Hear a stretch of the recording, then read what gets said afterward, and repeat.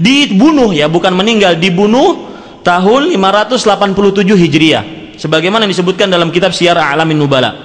Kata dia, sesungguhnya ajaran-ajaran ini, ajaran-ajaran tasawuf ini berasal dari ajaran Pitagoria. Pitagoria itu ajaran Yunani kuno, ya, ajaran Yunani kuno. Kemudian sampai kepada yang bernama Dhannun al-Misri. Dhannun al-Misri adalah seorang syekh sufi dari Mesir yang dia ini meninggal pada tahun 246. Coba lihat tahun-tahunnya. Kenapa saya harus menyebutkan tahun-tahunnya? Agar kita tahu bahwasanya ini ajaran tasawuf ini tidak ada di zaman Nabi, para sahabat dan tabi'in. Ya.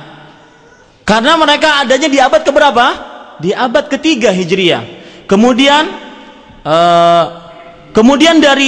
dari Syekh Mesir ini turun kepada siapa? Kepada Sahal At-Tasturi. Kepada Sahal At-Tasturi. Kemudian juga Syahrawardi mengatakan bahwasanya ajaran sufi ini, ya, merupakan ajaran Khosrawaniyin, dan dia turun kepada Bistam, Abu Yazid Al-Bustami. Abu Yazid Al-Bustami ini namanya Taifur ibn Isa Al-Bustami. Dia pernah mengatakan, kata dia, perhatikan perkataan dia, lau nadharta ila man u'tiya minal karamat hatta yatiru fala taghtarru bihi hatta tarau kaifa huwa indal amri wan nahyi wa hifdhi hududi syara'. Kata Al-Bustami, kalau seandainya kamu melihat ada orang yang jalan atau terbang di udara, maka jangan sampai terpesona dengan dia, sampai kamu melihat bagaimana dia dalam perintah Allah dan larangan Allah, dan menjaga akan syariat-syariat Allah Subhanahu wa taala. Perkataan yang baik kan? Perkataan yang baik dari Abu Yazid Al-Bustami. Cuma kadang-kadang dia mengatakan perkataan yang kurang baik juga, seperti misalkan dalam masalah ilmu hadis, dia mengatakan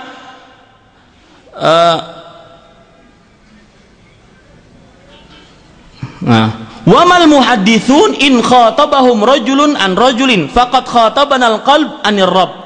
Orang-orang ahli hadis, mereka itu mengambil ilmunya dari manusia lagi, dari misalkan dari Bukhari, ngambilnya dari syekhnya, kemudian dari syekhnya lagi, kemudian tabi'ut tabi'i, kemudian tabi'i, kemudian sahabat, lalu Rasulullah SAW. Sedangkan kami, kata Abu Yazid Al-Bustami, mengambil ilmu itu dari hati, dan hati mengambil ilmu dari Allah Subhanahu wa taala.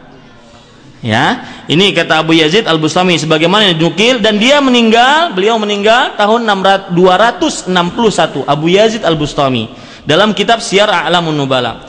Yang jelas pendapat kedua ini, ya, secara ringkasannya pendapat kedua menyatakan bahwasanya tasawuf adalah gerakan yang muncul atau timbul sebelum Islam dan bukan dari Islam, akan tetapi dia adalah campuran dari ibadat-ibadat Persia, Yunani, kemudian Nasrani dan Yahudi.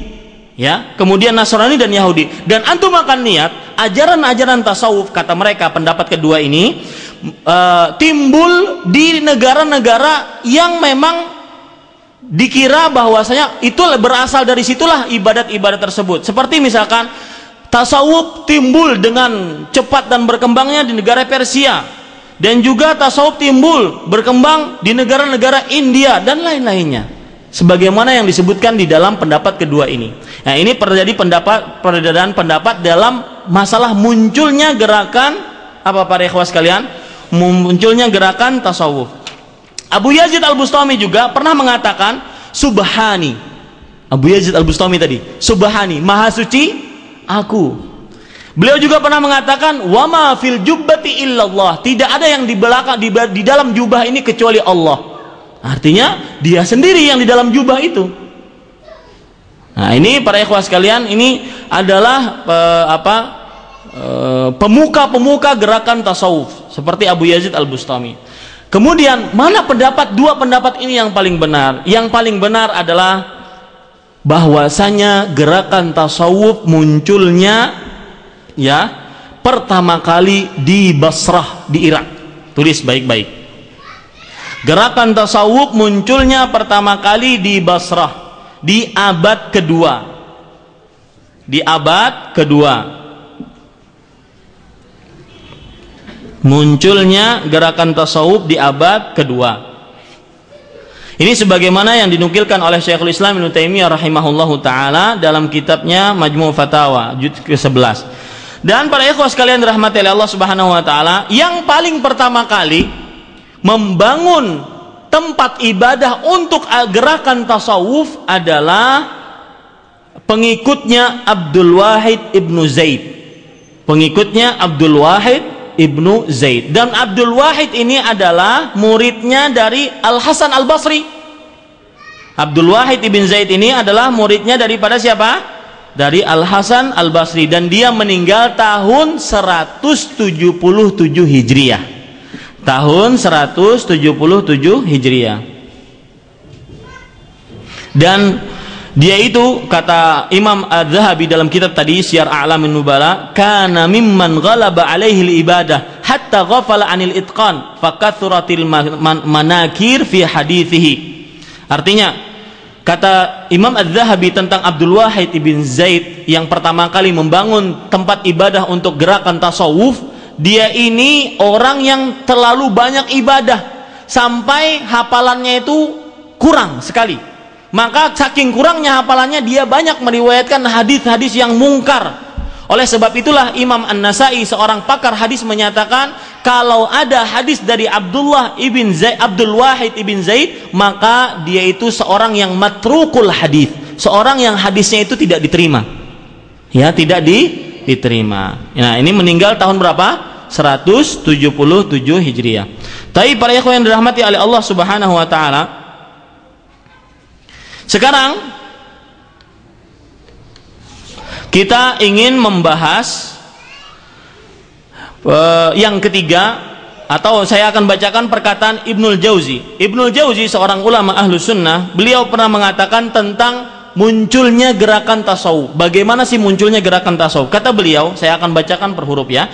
Wat tasawwufu tariqatun kana ibtida'uha az-zuhdul kulli thumma tarakhasal muntasibun ilaiha bis-sama' warraqs famala ilaihim tullabul akhirah minal awam lima yudhirunahu minat tazahud wa mala ilaihim tullabud dunya lima yarawnahu indahum minar rahati wal la'ab. Kata beliau di dalam kitab Talbis Iblis, Ibnul Jauzi rahimahullah seorang ulama mengatakan di dalam kitab Talbisul Iblis, tasawuf adalah sebuah gerakan yang munculnya pertama kali karena ingin bersifat zuhud secara mutlak. Zuhud pokoknya, tidak mau mencari dunia, yang penting saya beribadah, tidak suka dunia, zuhud terhadap dunia.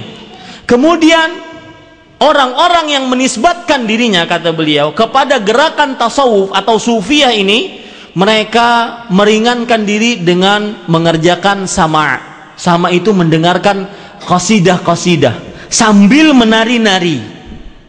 Akhirnya orang awam yang melihat gerakan mereka, yang suka kepada akhirat, wah ini kan ibadah yang bagus. Oh, kalau menari, ya kan seperti itu. Bahkan kadang-kadang Anda punya filmnya, ya mereka sampai menari-nari, ya. Orang-orang awam yang suka beribadah merasa ini kepuasan diri ketika beribadah dengan semangat. Kadang-kadang sampai, ya harus seperti itu, mereka diajarkan untuk seperti itu. Bahkan loncat-loncat, itu orang awamnya. Sedangkan orang awam yang suka kepada dunia melihat, wah gerakan ini bagus juga, kata Ibnul Jauzi ini ya, gerakan ini bagus juga. Kenapa? Karena di dalamnya ada istirahat, ada permainan, nari-nari kan permainan. Orang awam yang suka dunia masuk juga ke dalam ajaran tasawuf. Kemudian beliau mengatakan, wa hadzal ismu dhahara lil qaum qabla sanata mi'atain wa lamma adharahu awailuhum takallamu fihi wa 'abbaru an sifatihi bi ibaratin katsira hasiluha anna at-tasawwufa 'indahum riyadatun nafsi wa mujahadat tab' biraddihi 'anil akhlaq ar-radhilah wa hamlihi 'alal akhlaq al-jamilah min az-zuhdi wal hilmi was sabri wal ikhlas was sidqi ila ghairi dzalika minal khisalil hasanah allati taksibul madaih fid dunya was thawab fil ukhra. Artinya kata ini, kata tasawuf, muncul untuk orang-orang sebelum abad kedua, sebelum 200-an. Ya, sebelum 200-an. Artinya sebelum 200-an itu sudah agak muncul. Ya. Nah, ketika yang pertama kali memunculkan kata-kata ini, mereka mengatakan bahwasanya tasawuf adalah latihan untuk jiwa dan perjuangan untuk selalu berakhlak yang baik dan menghilangkan akhlak-akhlak yang buruk. Makanya kata Ibnul Jauzi rahimahullah dalam kitab beliau Talbisul Iblis, wa ala hada kana awailul qaum falabbasa iblis alaihim fi asya thumma labbasa ala man ba'dahum min tabi'ihim kullama madha qarn zada tam'uhu fil qarni tsani fazada talbisu alaihim ila an tamakkana minal mutaakhirin ghayat at-tamakkun. Itulah gerakan awal mereka. Mereka suka beribadah, menghilangkan akhlak-akhlak yang buruk, suka bersifat sabar, kemudian ikhlas, kemudian zuhud terhadap dunia. Akan tetapi orang-orang setelah mereka ditipu oleh iblis, kata Ibnul Jauzi di dalam kitab beliau Talbisu Iblis. Ditipu oleh iblis, kemudian mereka akhirnya tertipu sampai sekarang ini. Sampai benar-benar tertipu. Akhirnya mereka ada yang meninggalkan syariat, mereka ada yang masuk ke dalam filsafat, nanti yang kita akan bicarakan di periode perkembangan ajaran tasawuf. Sekarang para ikhwah sekalian dirahmati oleh Allah Subhanahu wa taala, kalau sudah kita pahami bab yang kedua ini, munculnya gerakan tasawuf, kita ingin masuk kepada bab yang ketiga, yaitu periode perkembangan ajaran tasawuf. Periode yang pertama yaitu periodenya orang-orang ahli ibadah dan zuhud. Periodenya orang-orang ahli ibadah dan zuhud. Ya, orang-orang ahli ibadah dan zuhud. Mereka ini senantiasa selalu uzlah, menyendirikan diri dan jauh dari manusia, zuhud terhadap dunia. Akan tetapi perhatikan periode ini, perhatikan para ikhwah. Periode ini orang-orang yang hidup di dalam periode dan termasuk gerakan tasawuf, mereka senantiasa selalu berpegang teguh dengan syariat-syariat Islam dan tidak membuat sesuatu yang baru dalam agama Islam. Ahli ibadah, ahli zuhud, suka beribadah, suka mengucilkan dari manusia, tidak mau bergabung dengan manusia karena manusia pada waktu itu dibukakan dunia, kaum muslimin banyak penaklukan, kemudian menang, akhirnya kaum muslimin kaya, mereka akhirnya lupa kepada akhirat. Maka orang-orang ini mereka menyendirikan diri dari manusia, tetapi mereka nggak buat bidah, mereka mengerjakan apa yang diajarkan oleh Rasulullah Sallallahu Alaihi Wasallam. Taib. Sekarang tokoh-tokoh periode pertama, satu yang bernama Amir bin Abdillah. Amir bin Abdillah ini tokoh pertama dari periode tasawuf. Periode pertama dari tasawuf. Tokoh pertama dari periode tasawuf. Ya. Kemudian para ikhwan yang dirahmati oleh Allah Subhanahu wa taala, biar enggak ngantuk. Ya. Ana sudah ngira karena ini berat permasalahannya tasawuf. Tapi para ikhwah sekalian, coba lihat bagaimana ibadahnya Amir bin Abdillah ibnu Zubair. Amir bin Abdillah ibnu Zubair. Dia senantiasa selalu menyambung puasanya. Menyambung puasa setiap hari, puasa setiap hari. Ya, puasa setiap hari, menyambung puasanya. Bapaknya berkata,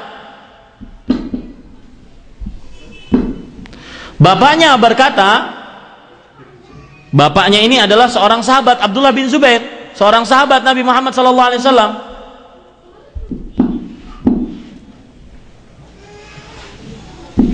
Suaranya kadang-kadang jelas, kadang-kadang enggak. Ya, bapaknya berkata, yaitu Abdullah bin Zubair, seorang sahabat Rasulullah SAW. Abdullah bin Zubair berkata, ya bunayya, laqad ra'aitu Aba Bakrin wa Umar walam yakuna hakadha. Wahai anakku Amir, aku telah melihat Abu Bakar dan Umar, tapi mereka berdua tidak pernah mengerjakan apa yang kamu kerjakan sekarang. Mereka puasa, tetapi mereka juga berbuka. Kamu kok puasa nggak buka-buka, terus-terusan. Ya, coba ini juga disebutkan ya para ikhwah sekalian. Coba sekarang Imam Adz-Dzahabi juga menceritakan bagaimana ibadahnya Amir ini. Kata Imam Adz-Dzahabi rahimahullahu taala,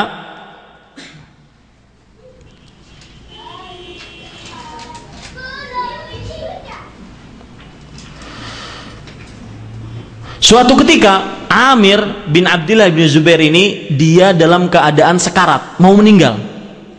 Kemudian mendengar azan. Waktu itu azan maghrib. Lalu Amir bin Abdillah bin Zubair ini berkata, "Khudhu biyadi, bawa aku ke masjid, aku ingin sholat maghrib." Dalam keadaan apa? Sekarat. Kemudian dikatakan kepada dia, "Innaka alil, kamu sakit keras wahai Amir, nggak usah ke masjid, kamu sakit keras." Kemudian dia berkata, "Asma'u da'iyallah wala ujibuhu." Apakah aku mendengar seruan Allah Subhanahu wa taala, orang yang memanggil kepada Allah Subhanahu wa taala dan aku tidak menjawabnya? Lalu akhirnya dibawa dia kemana? Ke masjid. Salat bersama imam, salat maghrib, dan salat 1 rakaat, kemudian meninggal ketika 1 rakaat tersebut. Ya, ketika 1 rakaat tersebut. Imam Malik rahimahullah pernah bercerita tentang Amir ini. Imam Malik, kata Imam Malik, kana Amirun rubbama insarafa minal atamah fayaridu lahu du'a fala yazalu yad'u ilal fajr. Amir ini sholat isya, kebiasaan sholat isya berjamaah, kemudian mau pulang, ternyata di dalam hatinya ingin berdoa kepada Allah, pulang kembali ke masjid, berdoa sampai subuh. Coba bayangkan ya, ini gerakan-gerakan tokoh-tokoh pertama dari gerakan tasawuf. Siapa namanya? Amir bin Abdillah ibn Zubair. Ya, kata Imam Malik tadi, orang ini sholat isya, kemudian mau pulang, ternyata ketika pas mau pulang, ingat dia ingin berdoa kepada Allah, berdoa sampai subuh. Ahli ibadah, ya, ahli ibadah. Taib. Tokoh yang kedua yang disebut dengan Talq ibn Habib. Talq ibn Habib. Talq ibn Habib.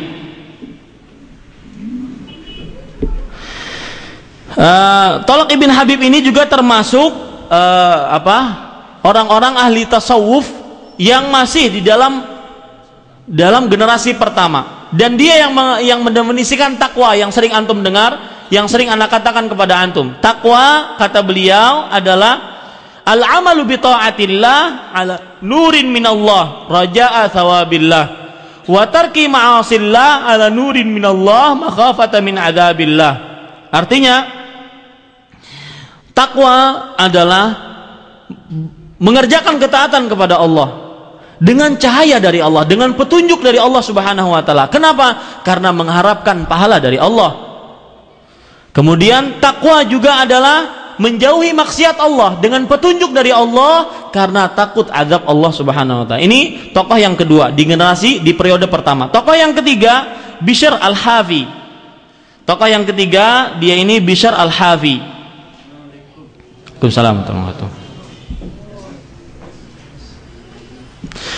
Kata Ibrahim al-Harbi menceritakan tentang kepribadian Bishr al-Harbi. Ma akhrajtu Baghdad atamma aqlan minhu wa la ahfadha li lisanihi kana fi kulli sya'ratan minhu aqlan wa ma urifa lahu ghibatun li muslim. Subhanallah. Kata Ibrahim al-Harbi menceritakan tentang Bishr al-Hafi.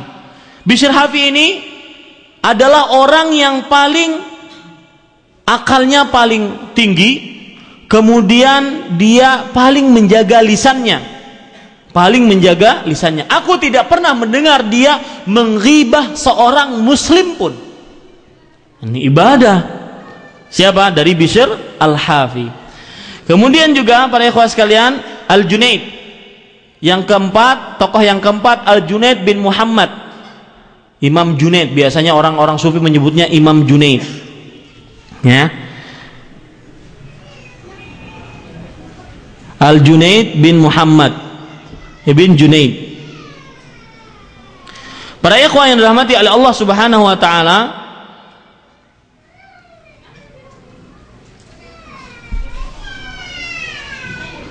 Taib. Sekarang periode pertama ini terkenal dengan beberapa sifat. Periode pertama dari gerakan sufi ini terkenal dengan beberapa sifat. Yang pertama yaitu sifat-sifat periode pertama ini. Yang pertama, berpegang teguh kepada sunnah secara mayoritas, berpegang teguh kepada sunnah. Cuma ada sebagian yang melebihi batas, itu dia. Seperti tadi siapa? Amir. Berpegang teguh kepada sunnah secara mayoritas, tetapi sebagian melebihi batas. Ini yang pertama. Yang kedua, menghormati ilmu dan ulama. Ini periode gerakan tasawuf yang pertama, sifatnya menghormati ilmu dan ulama. Yang ketiga, sedikit pemahaman agama dan tidak memperhatikan ilmu hadis. Ini sifat yang ketiga dari gerakan periode pertama gerakan tasawuf ini. Sedikit pemahaman agama dan tidak memperhatikan ilmu hadis. Yang keempat, sangat memperhatikan kepada nasihat dan cerita-cerita yang diambilkan dari ahlu kitab dan orang-orang terdahulu. Nah, ini dia. Periode yang keempat, sangat memperhatikan nasihat, cerita-cerita dari orang-orang ahlu kitab dan orang-orang yang terdahulu. Makanya kalau ada sekarang ustadz-ustadz yang suka cerita untuk dakwah, ceritanya nggak tahu riwayatnya di mana, ya. Kemudian ceritanya agar orang suka beribadah saja, maka ini seperti orang-orang ahlu kitab, Bani Israel. Nabi Muhammad SAW pernah bersabda, Inna Bani Israel lamma halaku qassu. Sesungguhnya Bani Israel ketika mereka itu binasa, mereka mendongeng, sukanya dongeng, berdakwah sambil dongeng. Enggak benar. Kenapa? Karena itu kebiasaan siapa?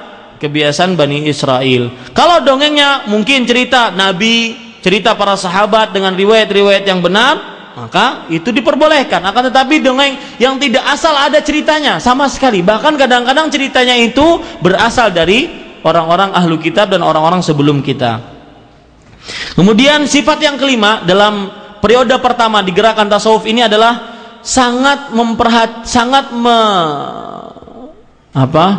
memusatkan kepada kesedihan, ketakutan, dan selalu berpuasa.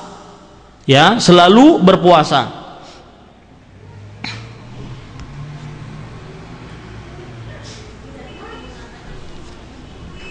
Bahkan kadang-kadang di periode pertama ini banyak orang yang pingsan bahkan sampai mati ketika dia mendengar ayat Al-Quran.